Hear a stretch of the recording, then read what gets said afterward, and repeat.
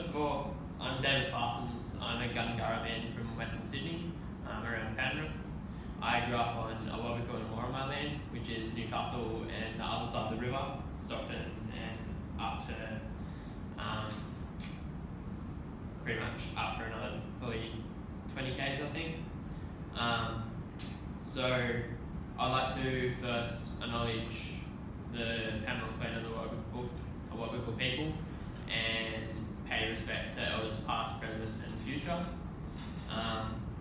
So first of all, the stolen generation did happen a fair while ago in some people's eyes, but as that video kind of outlined, the intergenerational trauma kind of carries on. I'm the first in about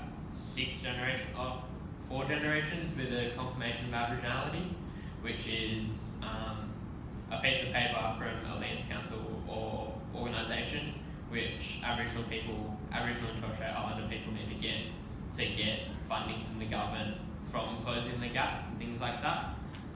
So for me to enter the EPHUMA program, which I'm a part of, which is the similar program to New Step and Open Foundations, I need the confirmation of Aboriginality to enter that program.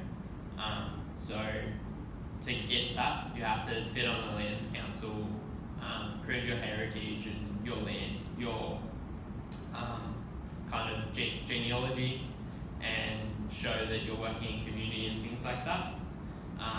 So the kind of hard bit in getting that with the stolen generation is the name change. So I knew my great-grandmother as Emmeline Strange, a woman from Gundungurra, Penrith area. Unfortunately, the Gundungurra Land Council does not remember her as Emmeline Strange because the government removed her and changed her name. But I'm lucky enough to have a photo and show that I am related to Emmeline, and the Land Council did remember the face of her, and I was able to get a confirmation after all. So as you can see, I'm not the darkest Indigenous person out there. I am quite white. This opens up quite an effect of racism in and out of the Indigenous community. So some people within the Indigenous community think that some people aren't black enough to be Indigenous, and some people outside the Indigenous community think we're not black enough to be part of the Indigenous community. This kind of opens up the ballpark of not belonging anywhere. At university it hasn't been that big of a struggle, but I know outside in some communities it has been hard to kind of identify as an Indigenous person and be proud of that. So the year of 1965 come up in the lecture just before. So that was the year that Indigenous people first got to vote in Australia. Before this year, Indigenous people were classified as fauna. So we weren't even classed as people, we were classed as animals. So from that, we kind of didn't have any,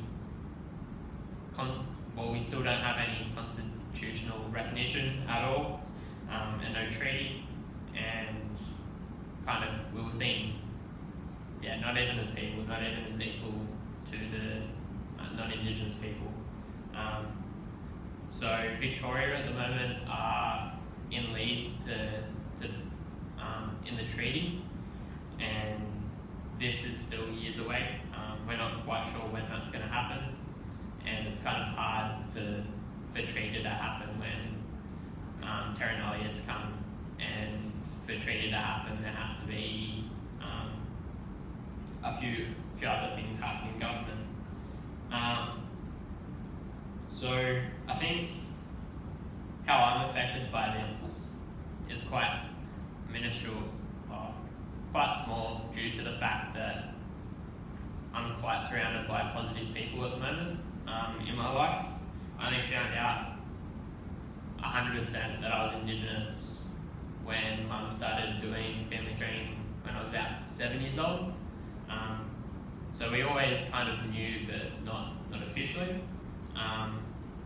And the people that I've been surrounded about through high school and through uni and through sport, they've been quite positive in the fact that they're accepting, and I think that's just our culture as well.